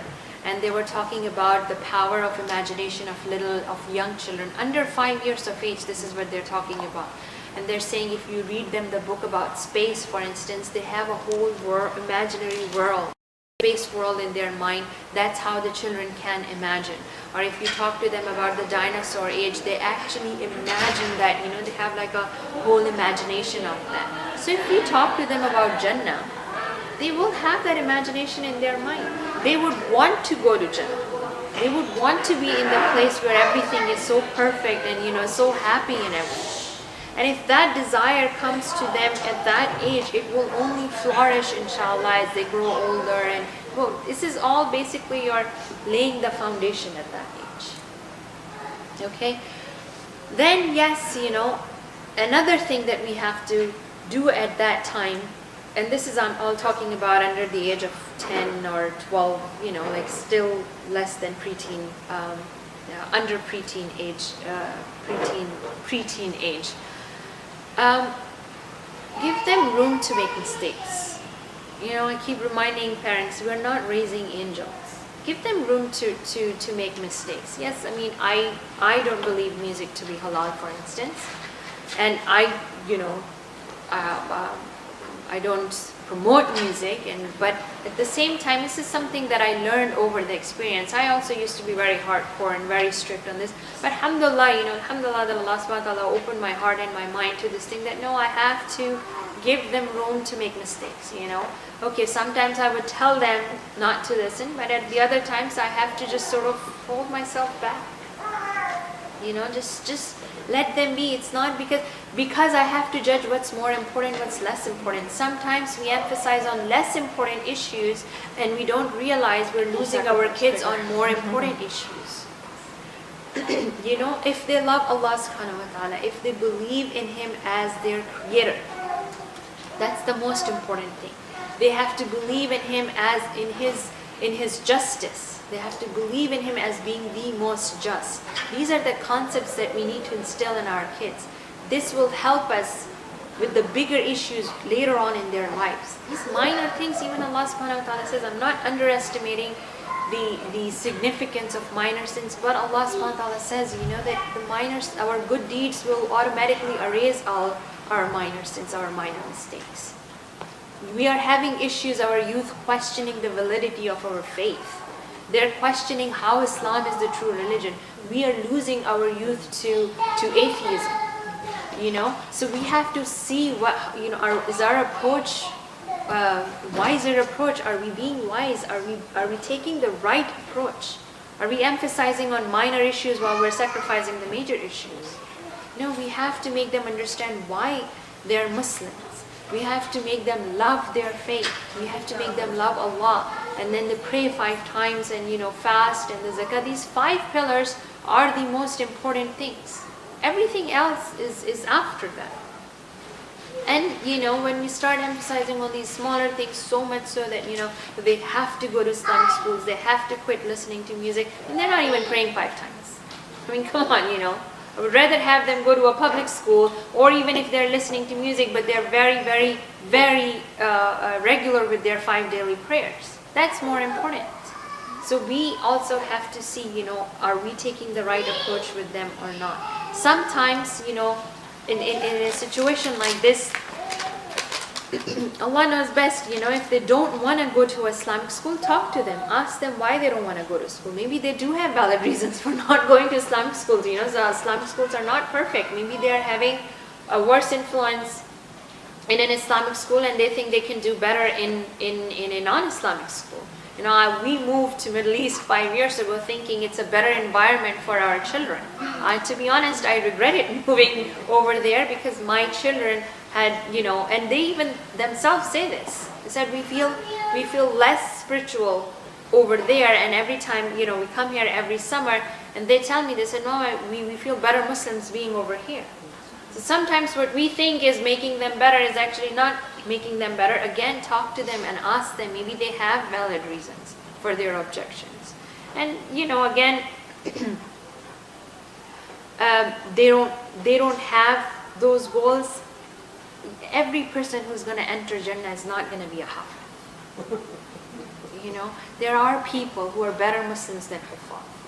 So sometimes we're so gung-ho about these goals. Oh no, my child has to be a Hafiz. Maybe they don't want to be a Hafiz. Maybe they want to understand the Quran. They don't want to memorize the Quran. So we have to find out their reasons. We have to see if we are overburdening them. Maybe if we sort of let them be, they will come back, inshallah. If we have set the foundation, if we're making dua for them, if we're being wise and patient, and we keep getting up the last third night of especially when we're going through issues, I'm not going to say not everybody is capable of getting up at that time, but especially those days when we're having issues, get up for tahajjud and make dua to Allah. Allah will open up a way, inshallah. So, I hope I answered that question. Yeah, I think the only thing I would add to that is that if you, a lot of my simplest advice sometimes to parents is focus on the message and don't sweat the details. Don't sweat the details. There's going to be things your kids are going to do you're not going to like. It is the reality of the situation you put them in. They're here. Their society is what it is. Okay, so they will make certain minor mistakes and certain even major mistakes, okay? The point is, as a parent, your job is to focus on the message. The message is, why are these things not good for you? What will this do to you? What can this lead to? The more you get into explaining like the whys, what you said earlier, and again, if you establish that level of Allah early on, you fear Him. You don't want to displease Him, you know? And you still will on occasion, and then you'll know what to do. You'll repent and you'll go back and try it again. It's like there's a process that we have to make sure our kids understand, and I think that process is more important than sometimes whatever ends up happening. Just understanding the process of you will make mistakes, things will happen, this is what you do when that happens, this is how you go back, and this is how we start again. You know, and Allah's all forgiving and, you know, the most merciful. And this is part of our, you know, we have to teach this as well, basically. So, and just to say, definitely, you know, there have been times that I've had clients that their child being in Islamic school was a much worse situation for that child. All of my kids go to Islamic school. I'm not knocking Islamic schools. I like them. I'm just saying, for certain people and for certain circumstances, certain age groups, they were like maybe 14 or 15, this did not work out for them. And what I will tell you is part of the reason is that then you have Muslims doing things. So then you're confused. See, if you go to a public school, you're like, well, they're not Muslim. They can do whatever they want. You know, it's very clear. It's like, well, there's that, and there's me, and I can only do this, and they can do whatever. You know, they can do certain things, and I just start. It's very clear for them. It's real, just clear. When you go to school amongst Muslims all the time, this gets really confusing in your head because you're like, well, but they're like me. Well, and you know that, okay, but they shouldn't be doing that one thing.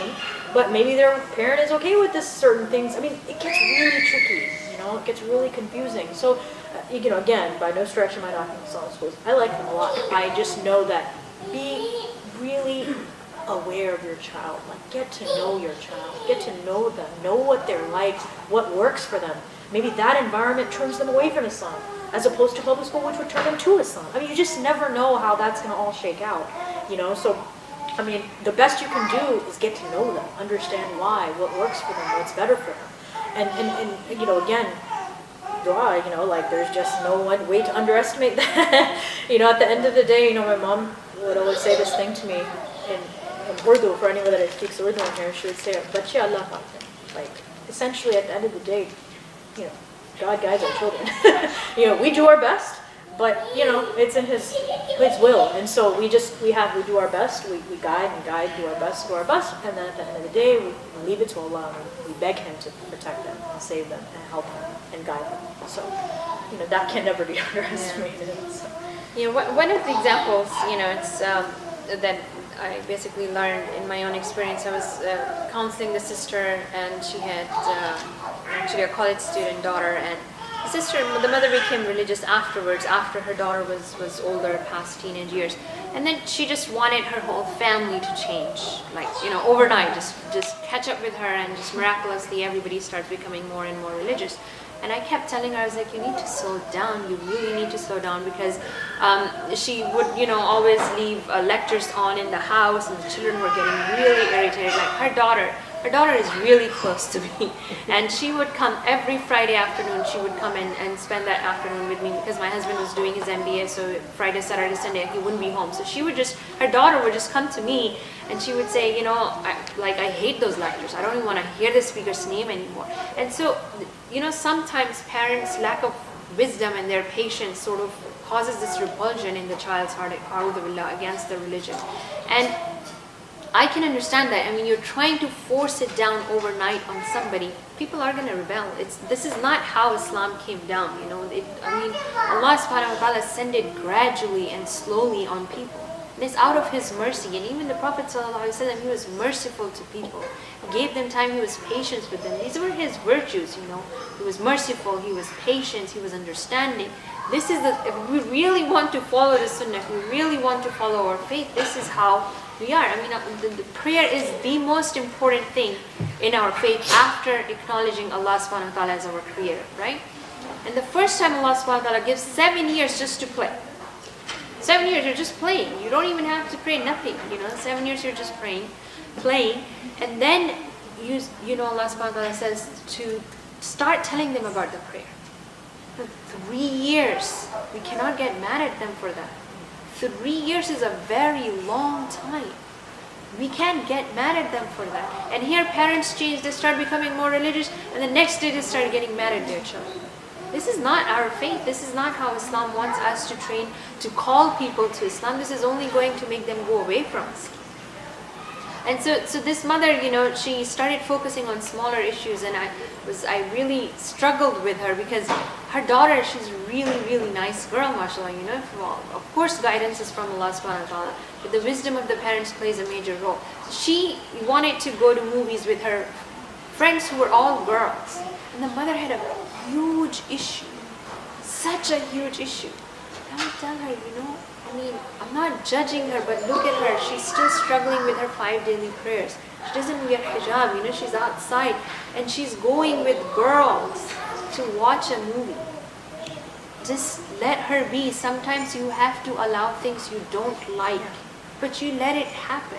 It's not because you cannot control it. Of course you can put your foot down and you can control it, but that's not the wiser thing to do. Sometimes you have to let go of the smaller things so you can have an effective say in the major things. This is my advice to parents. Pick your battles wisely. Okay, sometimes, like you're in a situation with girls and you're just asking and talking, and some of the girls has this point, it comes quite often these days, and they say, is hijab more important, or to try to dress modestly is very important, because sometimes there is a clash at home and there is arguments, and then they come and talk to other people and aunties and whatever they want to talk to. So what would be the wise answer to that? Again, the whole concept of hijab, we have to remind them that hijab is being done for Allah's sake, for Allah's pleasure, in Allah's obedience, and that's the primary reason and the fundamental reason why hijab is to be worn. As for them making this comparison, tell them it's not one or the other. The hijab includes modest clothing. That's an interesting discussion I had with the girls in Delaware, is that what does it mean to wear hijab? Is it just a piece of cloth you wrap on your head and you're wearing tight clothes? Or does it mean that no, it's modest clothing including covering your head? So this is the examples they are giving, and it's becoming hard to how to convince it, because they say, oh, I'm not wearing hijab, but I'm better than the one who's wearing hijab because the clothes are not appropriate. Well, only Allah knows what's better, because only Allah can judge, who is doing what. But we don't what know. to Maybe tell them? Maybe someone who's wearing just a piece of cloth and really tight clothes may have their reasons, and someone who is covered head to toe modestly, even including niqab and gloves, Allah might not accept her hijab. Only Allah knows. This matter of who's better than the other, it's a strictly matter of the heart, and only Allah can judge that. Someone who's wearing head to toe covered completely may not be a better person than someone who's not wearing a proper hijab, or someone who might not even wearing a hijab. Allah might forgive them for something that they are doing, and Allah might not forgive that hijabi, niqabi, wearing gloves person who might be doing something so terrible that we don't know, and might not be forgiven on the day of judgment. So this is a very a scary statement. Only Allah knows that who is better than the other. This we have to stop judging other people. We don't know. We don't know the circumstances of the other person. So they should not use this as an excuse. No, it's not. Every person's hijab is a direct matter to Allah subhanahu wa ta'ala. Somebody might be desperate to wear a proper hijab, but they might have circumstances stopping them. Or they might, be doing 10 other things so good, so loving to Allah subhanahu wa ta'ala that Allah will overlook their improper hijab. This is something we can never say that one person is better than the other because of their religious deeds. There are numerous examples from the time of the Prophet ﷺ where the janazah where the Prophet ﷺ was sitting with his sahaba, and these are all paraphrased examples coming from my memory. So the janazah went by and all the sahabas started praising that person, that this person was so good and in his lifetime or something, and the Prophet ﷺ informed that this person is not the person of the Jannah after his death because of some things he was doing. And then the janazah of another person passed by, and the Sahaba started saying things about him, that this person wasn't practicing, or he had things that he was involved in. Then the Prophet ﷺ informed them that he is the person of Jannah because of some things that he was doing. Or the example of those two ladies, one was so pious, she would get up for the tahajjud and she would pray or fast and extra nawafil and everything, but she used to hurt her neighbors, or she used to backbite them. Kind of confusing, there are so many examples of such instances. And then there was this other lady who was not, she never prayed the tahajjud, she never fasted any extra, she was only limited to her fara'id, but she was really, her tongue was very kind to other people. She never hurt anybody's feeling, and she was the person of Jannah. So there are so many examples of that. The deeds of the heart are hidden, and only Allah can judge that. This, one person being better than the other is only a matter of ilm al-ghaib. Only Allah knows this thing. Then again, what we can tell them includes modest clothing. So it includes modest clothing. I'm not going to go into the debate of jilbab being further or not. It's modest clothing with the hijab. Then of course, yes, there's hijab of eyes, there's hijab of fingers in the social media. This is all it comes in the hijab. But let's say there are also stages. Okay, there's also stages of hijab. There's so many things. If a person, let's say, at the moment when they start practicing, they only want to put something on their head, and they don't want to change their dress code. It's okay, give them time. Let them come to that. I did not start wearing jilbab overnight. People don't start wearing give up their tight clothes overnight. It takes them time. Educate them, and be gentle and be kind to them. Inshallah, they will come to the proper hijab. But honestly, the amount of issues and the problems our ummah has, really don't make hijab the criteria of a person's practicing their faith. Sometimes they're wearing hijab and they see Justin Bieber or those, and they say, oh, I love you. Haya comes first. Let me add something really quick before you get to that. Sure. When I hear certain girls tell me that, like, oh, why should I, all the hijabis I know, they all have boyfriends, they have this, they have that. To be frank with you, they're trying to make themselves feel better. Okay? They don't want to do certain things that they're not ready to do in their faith yet.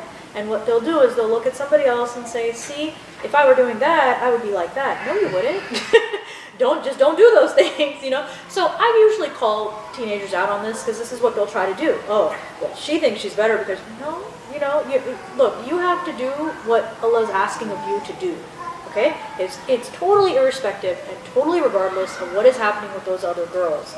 A lot of people will say, oh, hijabis are so hypocritical, or they're this or they're that, and I'm like, look, it's not, number one, yes, you shouldn't be judging, absolutely, okay, but number two, I think that type of a statement or sentiment comes from something in that own person that they're struggling with, okay, it's just a struggle for them.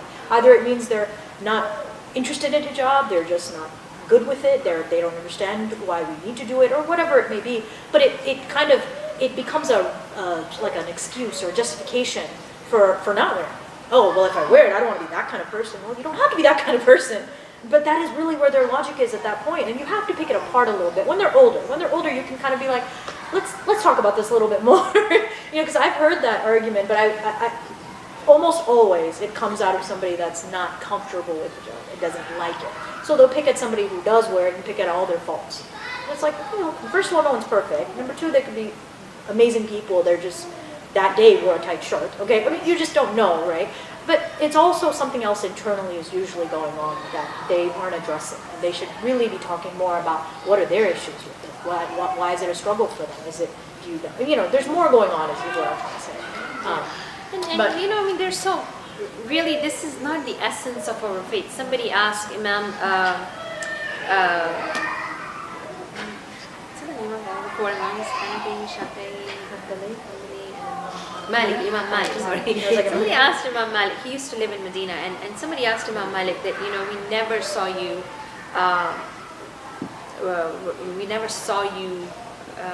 backbite anybody else. And he said, I'm so busy looking into my own self that I really don't have time to look around and try to look for other people's mistakes. This is not the essence of our faith. The Prophet ﷺ or even the Sahaba, they never went around picking on other people's mistakes. They always focused on the positives, on the good things of people. Even the way the Prophet ﷺ taught, even if it was one small thing, good thing that somebody was doing, he would highlight that good thing in that person.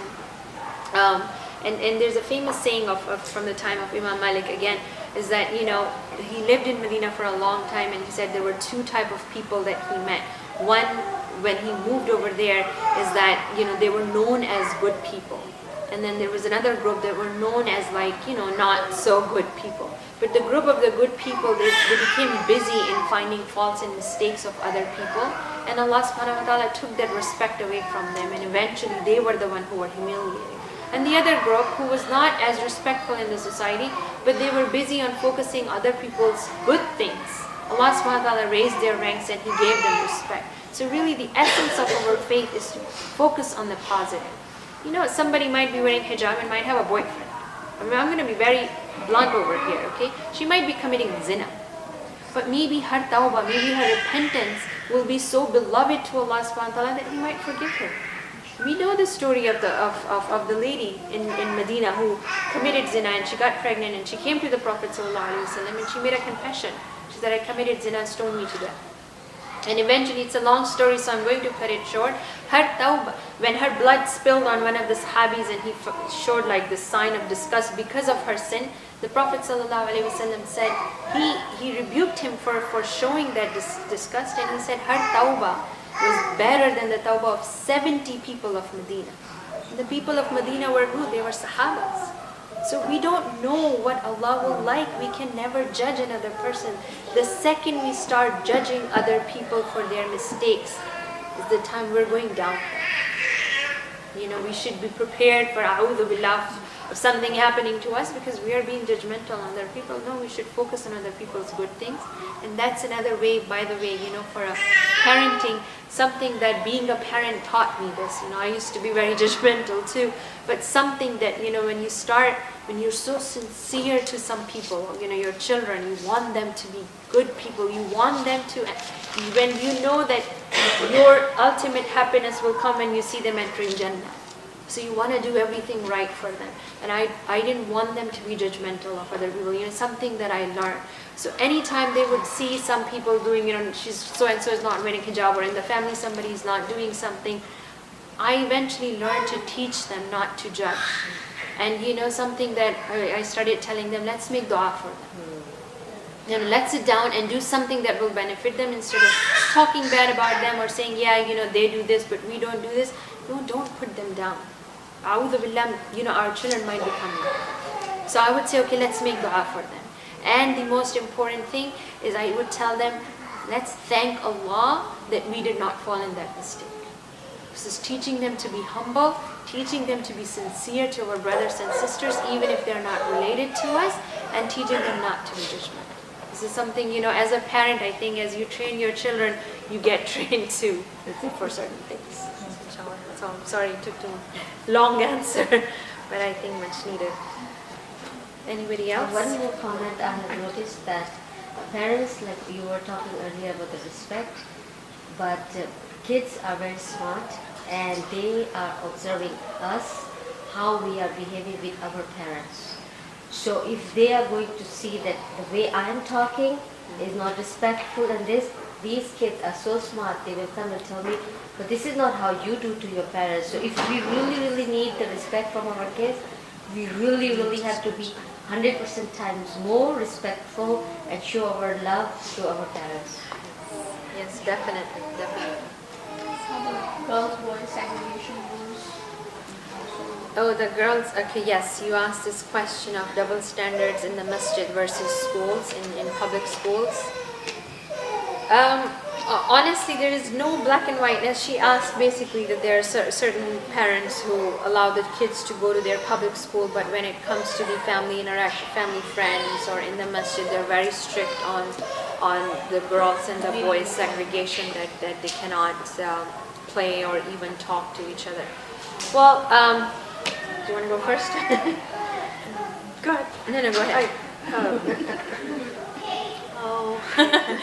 Oh, that's a big one. That's something that I think our entire community is plagued with, this bizarre double standard, okay? When you have masjids that are built with this weird alley back entrances for the women, okay? But in the grocery store, that same man will stand directly behind a woman and check out, okay? But for some reason, the covered woman, the Muslim covered woman, has to go some crazy trail to get to their masjid, okay? We have a real problem in our community. So this is a much broader scoped problem, and it starts with the generation above us, or whoever built the masjids that didn't quite process this stuff, okay? So that's already a double standard to begin with, you know? And the same issue is when you walk out of a masjid, everyone's like right next to each other. So it's not, there's a reality to the fact that there will be men around us. There's a reality that there will be non-mahram men everywhere. It's a reality. It is, you know, anyway, there's a reality there. I think with our children, this is something that over time, I have learned to say to parents, okay, is that this isn't necessarily what I think. This is the best we can do for right now. Let me just put that out there. This isn't necessarily the greatest thing in the world. But at some point, because I would have so many teenage girls say to me, why can't I be friends with this? They're in my school, I see them all day long, they help me with homework, whatever, right? Tricky. There's certain messages I have to get across to that generation, and certain messages we have to get across to them as their parent, as their mom, guide them through why are there separations, why is, the way that human nature works, how male human nature works, how female, we have to get into some of these ideas, and we really have to be honest about it. We have to be open and we have to be honest about it. The thing though that I've realized over time is that the old sort of adage of don't have guys that are friends, don't have guys that are friends, don't have guys that are friends. We've had so many parent generations say that message, it didn't work. We failed, okay? That message did not work. Let me just put it out there, okay? So the message, I began to change it a little bit. And I asked parents to change it a little bit. To explain to them what are the boundaries with non-mahram, okay? What are the boundaries? You cannot touch them. You cannot be in close proximity to them in a sort of uncomfortable position. You cannot be alone with them. You cannot talk to them about inappropriate matters. So I got very, very practical. Like, these are these lines that Allah has set for us, and you may not cross them, okay? It is what it is. You cannot cross them. But am I going to nitpick you and say if this, person that you've now been in middle school and high school with, so you have those type of feelings with, but if you spoke to them in the hallway, I don't really care, to be honest, if you held to the rules I just said, and those rules are golden, like that is Allah's rules. They're not my rules. That is what it is. You cannot do certain things with non-mahram men. It is what it is. So eventually, I got to the point where I talked to parents and I said, "Look, it's not going to work if you just tell your daughter you can't have guys as friends. It's just don't even bother with it. Okay? What you can begin to explain to them is rules around that relationship of male and female gender relations. What are the issues around it, and why? Again, you have to start to explain to your child why. Most girls would come to me and be like, "What's the big deal if my friend from school comes up, puts his arm around me? I'm not thinking anything gross. I'm not thinking anything like, honey, I know you're not. Are you in his head? Do you know what that guy is thinking?" And that's tricky. They don't know that. And honestly, I don't think I even understood that. I didn't understand that, I'll be honest. I didn't understand that growing up in this country. I did not understand that certain, men's brains clearly think different than women's brains. I was not aware of that, And over time, you learn that no, it isn't innocent. Even if it was innocent, it's not allowed. Period. It's just not allowed. So eventually, you have to be very clear with what the messaging is, okay? And not. You have to be careful not to be just so blanket about it, okay? I don't think the blanket statements work. Because the practical reality that your kid lives in the ground every day when they walk into school is a whole different world than you can ever imagine. So what you have to do is prepare them for that. How can they manage these relationships in an appropriate, Islamically, appropriate manner? I mean, that's the best that I can put that. Separate from the issues of the double standards, because I don't even want to go there. Well, I don't even want to go there. The double standards, I guess, are for the misunderstandings. People don't understand that they are setting double standards, that it's okay for the kids to go to the public school and, be in a mixed environment, but in the masjid, for some miraculous reason, it has to be more segregated, it has to be more, in an Islam, when it comes to the Islamic environment, somehow it is more Islamic to completely segregate the two genders. I have changed my views on this tremendously, by the way, so don't be surprised what I'm about to say. And I do believe that, in every thing that happens, there's always a wisdom behind it. There's always khair in every decree of Allah subhanahu wa ta'ala, even though I'm not very happy living in the Middle East, but I do believe that I learned a lot of things over there that I would not have learned living over here. A different dynamics, the cultural differences, the different part of East and West, and how when we import things from the East to the West, the harm that it caused to the Western Muslims. So all of these things, I don't think I would have learned if I had not moved to the Middle East. One of the things that I do used to believe in, by the way, strict gender segregation, is something that I stopped believing, don't be surprised. I think that in our faith, if you look back into the time of the Prophet ﷺ, it's not like that the female never got to see the male species and the males never got to see the female species. It never happened like this. I mean, even the masjid did not have the partition in it. I think that the important thing is, as Sadia said, is to teach them the manners of how to interact with the opposite gender than just building walls. That was not the sunnah of the Prophet ﷺ. He didn't raise walls between male and female. He taught them the manners of how to interact with them. Like the females leaving from the masjid first and the male keeping their faces in the front and not looking back at them. These are all, obviously, if they wanted to build a wall, they could have built it. So the point is, and the harms that I saw, like for instance in the Middle East, there is strict gender segregation over there. I mean, the girls from their kindergarten all the way to their high school, they never get to see the boys, they never get to interact with the boys. Even in the way their family system is, they have like this big huge hall which is called the majlis, which is built outside the house. Men stay over, the non-mahram men stay over there, and the women stay inside the house. I mean, it is good, for some occasions, but all the time. And when these girls graduate from high school and they go to the university, which is mixed, believe me, they go berserk, they go crazy over men. I have sisters whose husbands are professors in the university, and they say these fresh graduates, when they come out of high school, they're like literally falling all over the male professors. Because they don't, they're just like, wow, they've been unleashed basically. Or I'm not saying that this is the reason of homosexuality, but this is definitely a contributing factor towards, I don't know about, I cannot speak for the male homosexuality, I don't have had any experience, but in the Middle East, at least over there, I mean, I'm not speaking for the Western, for the West over here, I don't know the reasons over here. I mean, I do know the reasons, but there are different reasons. But one of the things that I observed in the Middle East is, because of this strict gender segregation, the girls never, they have desires. They're reading the books. They're reading all sorts of books. They're reading 50 Shades of Grey. It's probably more common over there than over here. They read, they watch all sorts of movies, obviously the pornography makes its way over there as well. Then all these desires they have, they want to experience, they want to experiment. And then they don't have anyone but the girls. So, this is a very, very common problem in the Middle Eastern public schools of the girls only.